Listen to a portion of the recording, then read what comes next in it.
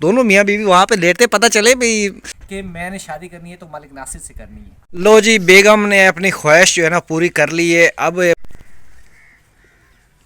بسم اللہ الرحمن الرحیم. بسم اللہ الرحمن الرحیم. السلام علیکم. کیسے میرے بہن بھائی, امید ہے سب خیر خیریت سے ہوں گے. الحمدللہ ہم ٹھیک ہے اور یہ بھی ٹھیک ہے. چل اب لے لے, اب لے لے, لے رہی اب لے لے, میں نہیں لے رہی. اب لے لے. بدتمیزی کر لی ہے. نہیں, میرے بازو میں درد ہونے لگا. بازو میں درد کیوں نہ لگے, بدتمیزی نہیں کرتی. سلام لے رہا تھا, میں نے اس کو بولا میں شروعات کر رہا ہوں, یہ وہاں سے بھاگتی ہوئی آئی ہے.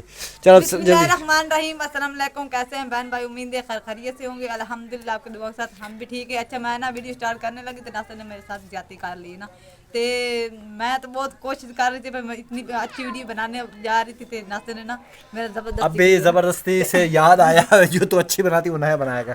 اچھا جی, ویڈیو کا آغاز کرتے ہیں جی. بسم اللہ الرحمن الرحیم. السلام علیکم. اچھا سب سے پہلے تو آپ کو بتائیں بھائی ہمارے ہاں جو ہے نا آج پھر سورج نہیں نکلا, بادل بنے ہوئے ہیں اور ساتھ میں دھند ابھی تک رہی ہے, اور دھند کی وجہ سے ہمارا دودھ تک ہے نا. ہاں دھند ابھی بھی ہے, لیکن بادل جو ہے نا بادل بن چکے ہیں, جس کی وجہ سے مطلب دھند جو ہے نا مطلب تھوڑی سی کم ہو گئی ہے صحیح دور دور ہے, لیکن ابھی کافی حد تک کم ہو چکی ہے. اور ہم لوگ اس ٹائم تقریباً 1 کا ٹائم ہو چکا ہے دوپہر کا, اور ظہر کی اذان 2 جگہ پہ ہو چکی ہے, مطلب کہ ہمارے علاقے میں بھی ہو چکی ہے اور یہ ساتھ والے گاؤں میں بھی ہو چکی ہے. ابھی اس سائڈ کے جو علاقے ہیں ابھی وہاں کی آواز ابھی نہیں آئی, تقریباً وہاں پہ 1:30 بجے اور سوری 1:10-15 پہ اذان ہوتی ہے. بہرحال جی ابھی 10-15 منٹ وہاں کے رہتے ہیں. تو بہرحال جی بیگم نے جو ہے وضو وغیرہ کر لیا ہے, ہاں جی, اب تو روز بیگم نماز پڑھتے ہیں, نماز ہاں پڑھ کے تو اس کے بعد چلے آپ نماز پڑھ لو. اور دوسری بات یہ ہے بھائی, کل ہم لوگوں نے بنایا تھا جی ساگ, اور میں ساگ کے حوالے سے اگر آپ کو دکھاؤں تو یہ دیکھیں یہاں سے ہم لوگوں نے ساگ یہ سارا توڑ لیا تھا اوپر سے, اور ساگ ایسے لگ رہا ہے جیسے نا مطلب کہ یہ حالانکہ پھول نکل رہے تھے, جیسے وہ پھول نکل گیا ہے وہ پھول نکل رہے ہیں, یہاں پہ پھول نکلنے والے تھے, لیکن ہم لوگوں نے ساگ جو ہے نا وہ توڑ لیا ہے. اور مزے کی بات یہ ہے بھائی ہمارے گھر کا ساگ میٹھے پانی کا, بغیر کیمیکل کے, بغیر کھاد کے ساگ بہت زبردست بنا ہے, بہت خوشبودار بنا ہے, اور لیکن میٹھا بھی بنا ہے. اس کی وجہ یہ ہے بھی ہم نے مرچیں جو ہے نا بہت کم ڈالی تھی, تو ماشاء اللہ ساگ ہمارا اچھا بن گیا ہے. اور آج اس کو لگانا تڑکا, وہ بھی آپ کو تڑکا بھی دکھاتے ہیں. ہم نے نماز پڑھ لی ہے اور میں یہاں پر ساگ کو تڑکے لگانے کا بندوبست کر رہا ہوں. اچھا میں ایک چیز اور آپ کو دکھاؤں بھائی, ہم لوگوں نے آگ وغیرہ اندر جلائی ہوئی کیونکہ سردی بے انتہا ہے باہر, تو اس لیے آگ ہم لوگوں نے اندر جلائی ہوئی ہے, اور بچے بھی اندر بیٹھے ہوئے ہیں.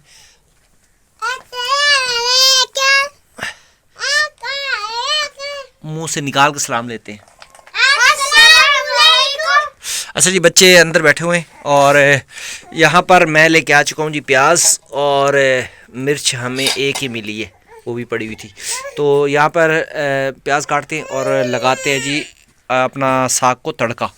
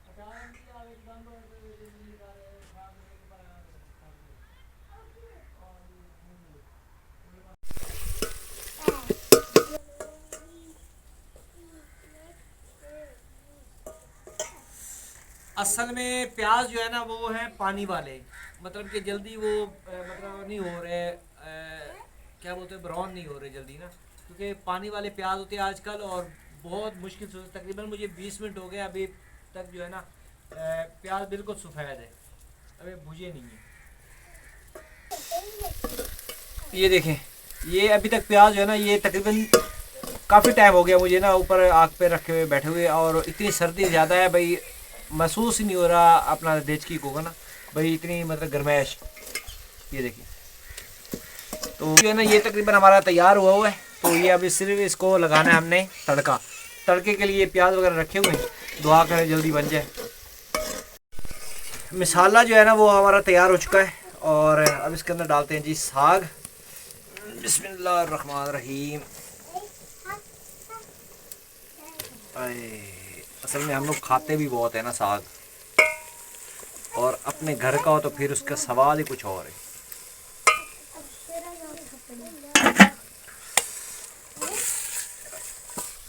जी हमने साग इसके अंदर डाल दिया है, तो अब इसको तकरीबन मज़ीद इसको 5-6 मिनट के लिए इसको मज़ीद पकाते हैं, क्योंकि सर्दी का मौसम है और साग जो है ना बहुत ज़्यादा ठंडा हुआ पड़ा है।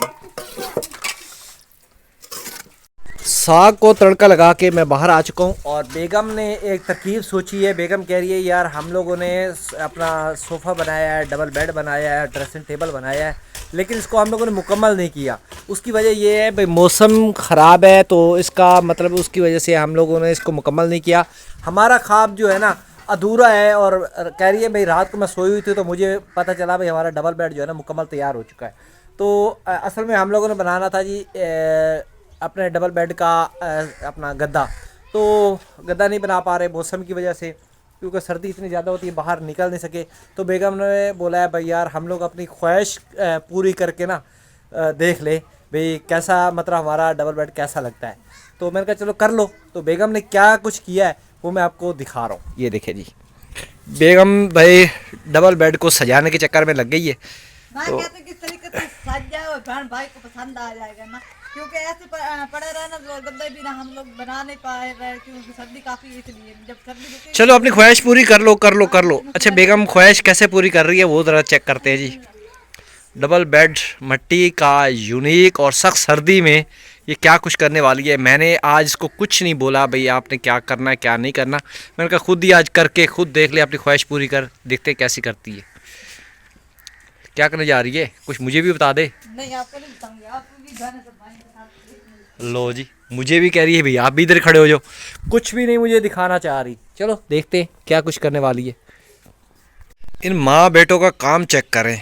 वो असल में चटाई से मेरा डबल बेड जो है ना वो बड़ा है, तो इनके पास कपड़ा और कोई नहीं था, वो चादर धुलने वाली है तो उसको इन लोगों ने वहाँ पे रख दिया है। तो चले अब देखते हैं कैसे तैयार करती है भाई। बड़ पे सुलाना नहीं जैसे। हाँ हाँ मुझे सर्दी में सुलाओ भाई।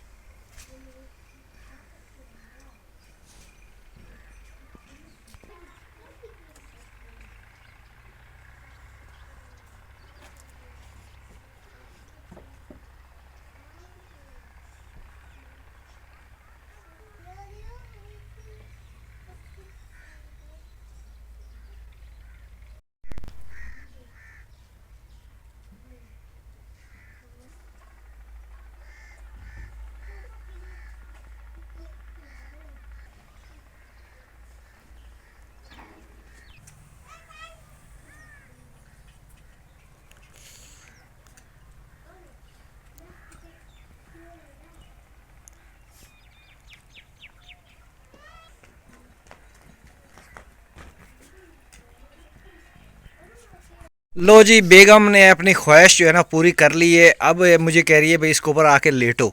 तो बात ये है भाई इतनी सख्त सर्दी है और बादल बने हुए बादल बने हुए, मुझे कह रही है यहीं पे आके सो जाओ। तो ये देखे जी, ये हमारा माशाल्लाह जी یہ ہمارا بیڈ ہے اور بیڈ ہمارا تقریباً تیار ہو چکا ہے. صرف اس کا گدا بنانے والا ہے. گدا یہ ہم نے صرف نیالیاں نیچے بچھائی ہیں, تلائیاں جس کو بولتے ہیں, وہ ہم نے نیچے بچھا دی ہیں. تو بیگم کہہ رہی ہے اس کے اوپر لیٹ کے بھی دکھاؤ. تو لیٹتے ایک شرط پہ, آپ بھی آ جاؤ نا, دونوں میاں بیوی وہاں پہ لیٹتے, پتہ چلے بھئی سردی سخت سردی میں یونیک مٹی کے بیڈ کے اوپر میاں بیوی لیٹے ہوئے ہیں. ہاں لیٹے ہوئے ہیں, دوسرا کیا سردی سے مر رہا ہے. ہاں چلو چند مر پائے گا چلو چلو تقریباً. چلو اپنی چلو چلو چلو چلو. ہاں یہ دیکھتے ہیں بھائی بیڈ کے اوپر بندہ لیٹ کے کیسے لگتا ہے. ہائے ہائے ہائے ہائے.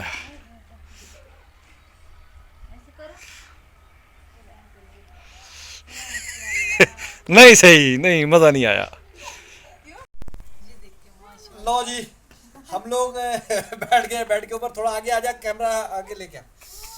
تو سخت سردی میں ہمیں بچوں نے باہر لٹا دیا. بچوں نے نہیں بلکہ بیگم نے جو ہے نا باہر لٹا دیا. اس نے بولا باہر باہر بیٹھی ہو, آپ کو باہر بٹھانے کی نہیں, یہ تو مجبوری ہے نا بھائی. میں نے بولا بھائی خود بھی بیٹھو تاکہ پتہ چلے. ہمیں باہر نکال دیا. وہ کہہ رہے ہیں یہ آپ کا بیڈ روم یہ ہے, آپ نے یہاں پہ رہنا ہے.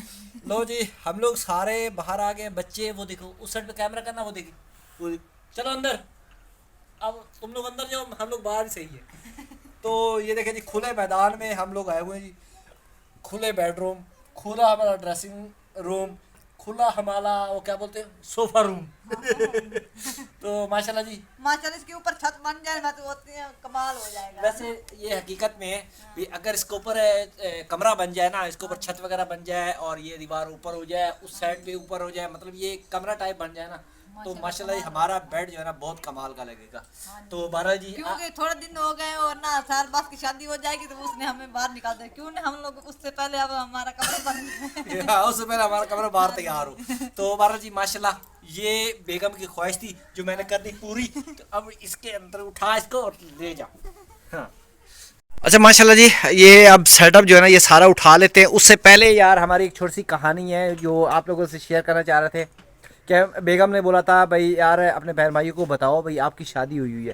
تو میں کیوں نہ اسی بیڈ کے اوپر بیٹھ کے بتاؤں. ہاں آپ کیمرہ مین نہ بنتی. ہاں کیمرہ مین آپ خود بن لو.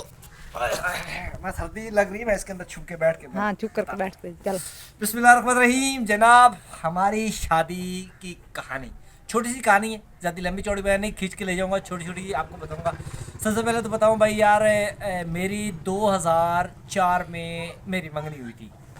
منگنی کہاں ہوئی تھی جی, میرے اپنے رشتہ دار مطلب میرے چاچو کے گھر پہ. اور مسئلہ یہ ہوا تھا بھائی میری پسند نہیں تھی اور میں اس کا پسند تھا, وہ میری پسند نہیں تھی. یہ بھی کچھ کہانی میں تھوڑی سی مطلب آپ کو میں بتا دوں بھائی وہ مجھے پسند کرتی تھی لیکن میں نہیں کرتا تھا. میری پسند ناپسند مطلب یہ نہیں تھی کہ میں نہیں کرتا, لیکن یہ مجھے پتا میری کزن ہے اور وہ مجھ سے بہن تھا, محبت کرتی تھی. اس نے اپنے گھر میں مشہوری کر دی کہ میں نے شادی کرنی ہے تو مالک ناصر سے کرنی ہے, اور وہ بھی مجھ سے کرتا. حالانکہ مجھے پتہ ہی نہیں تھا, میں کراچی میں رہتا تھا, مجھے پتہ ہی نہیں تھا. اور دوسرا ایک اور چیز میں بتاؤں بھائی اس کا قد جو ہے نا وہ تقریباً میرے یہاں تک آتی تھی, مطلب چھوٹی تھی. قد کے لحاظ سے چھوٹی تھی, عمر کے لحاظ سے وہ میرے عمر کی تھی. تو قد اس کا بہت زیادہ چھوٹا تھا. میں کراچی رہتا تھا, مجھے پتہ ہی نہیں تھا. اس نے مشہوری اتنی کر دی کہ ناصر مجھے نا بے انتہا محبت کرتا ہے, مجھ سے شادی کرنا چاہتا ہے. تو میرے دادا ابو نے میرے سے پوچھا کوئی شادی کرنا چاہتا ہے. میں نے کہا کبھی میں نے سوچا ہی نہیں ہے. تو اس نے بولا بھائی جھوٹ بول رہے ہو. اب اس نے بات یہ ہلائی یہ بھائی وہ ڈر رہا ہے. وہ حالانکہ میں احترام کرتا تھا اپنے دادا کا, چاچو کا, بھائی میں ان کے سامنے بولتا نہیں تھا. تو اس نے بولا بھائی وہ آپ لوگوں سے ڈر رہا ہے, وہ بتانا نہیں چاہ رہا, تو لہٰذا وہ بھی مجھ سے محبت کر. اب دادا میرے ابو نے کیا سوچا, اس نے بولا بھائی اس کو فوراً اس کو شادی کے بندھن میں باندھ دو. تو میں کراچی سے مجھے صبح کا ٹائم بلایا. تقریباً میں صبح 9 بجے اپنے اسٹیشن پہ اترا. 9 بجے میری وہ ہم لوگ بولتے ہیں گڈی, مطلب کہ دن رکھ دیے.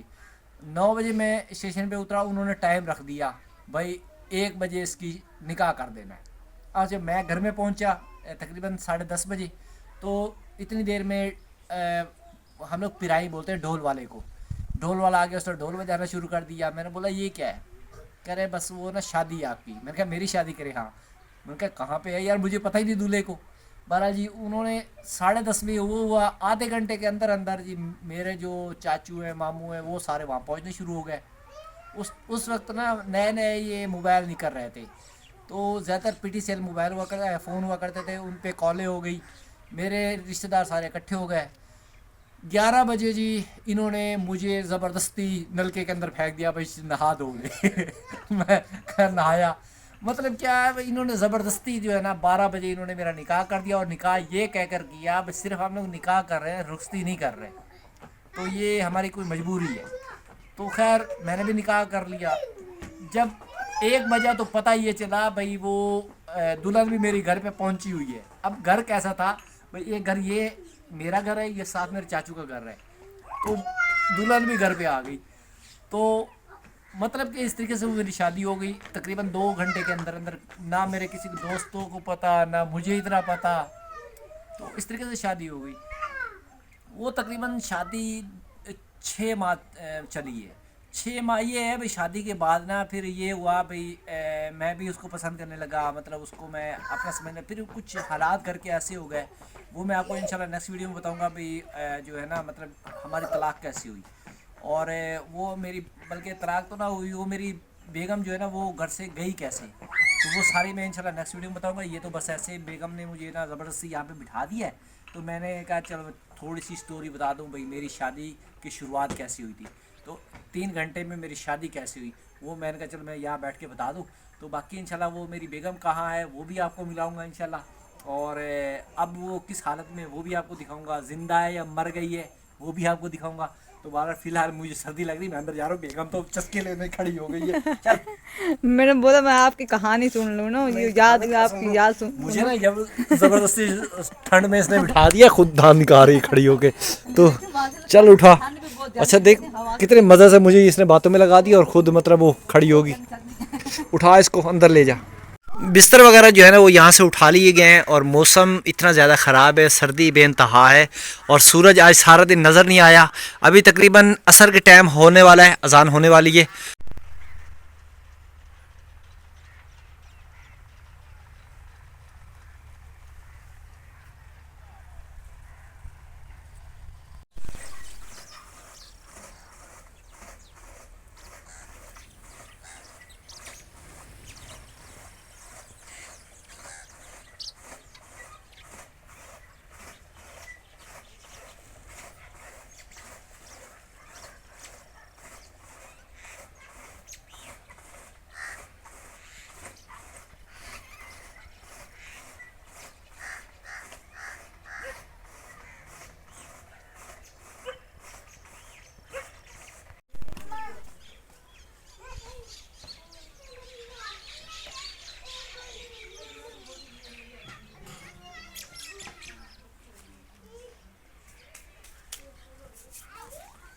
اس وقت مغرب ہو چکی ہے, اور کھانا جو ہے وہ ہم لوگوں نے بنا لیا ہے. بلکہ ساگ کو تڑکا تو میں نے لگا لیا تھا تقریباً میرے خیال میں 4:30 بجے, اور بیگم نے ابھی جو ہے وہ کھانا روٹی بنا کے وہ بھی اندر رکھ کے آ چکی ہے. اور دوسری بات یہ ہے بھائی ہم لوگ نا دعا کریں کہ اللہ پاک کرم کرے, ہماری خواہش جو ہے نا وہ پوری ہو جائے. یہاں پہ مطلب کہ وہ اپنا کمرے کی بھی, اور اس کے علاوہ دوسری خواہش یہ ہے بھئی ہم لوگ گدا جو ہے نا اس کا بنا لیں, جو جگاڑی گدا ہوتا ہے. اچھا ایک ہمارا بھائی ہے یا بہن ہے, اس نے کمنٹس کیا تھا کہ یار آپ لوگ جگاڑ ہی ہمیشہ جگاڑ لگاتے رہتے ہو. بھائی اب کیا کریں, جگاڑ سے ہی کام چلاتے ہیں. تو یہ ہمارا سارا جگاڑ ہی ہے جو ہم لوگوں نے یہ بنایا ہے, اور سب بہن بھائیوں نے پسند کیا. اگر آپ کو نہیں پسند تو آپ وہ بتائیں بھئی آپ کو ہمارا جگاڑ نہیں پسند ہے. ویسے آپ کو پسند آیا جو اس طریقے کی آپ بات کر رہے ہیں. تو بہرحال جی نیکسٹ ویڈیو میں انشاءاللہ کوشش کریں گے اس کا گدا بھی مکمل تیار ہو جائے, اور اللہ کرے دھوپ بھی نکل آئے. تو بہرحال جی آج کی ویڈیو امید ہے آپ کو پسند آئی ہوگی. پسند آئی تو چینل کو سبسکرائب, لائک, شیئر کر لیں. ملتے ہیں نیکسٹ ویڈیو میں. اللہ حافظ.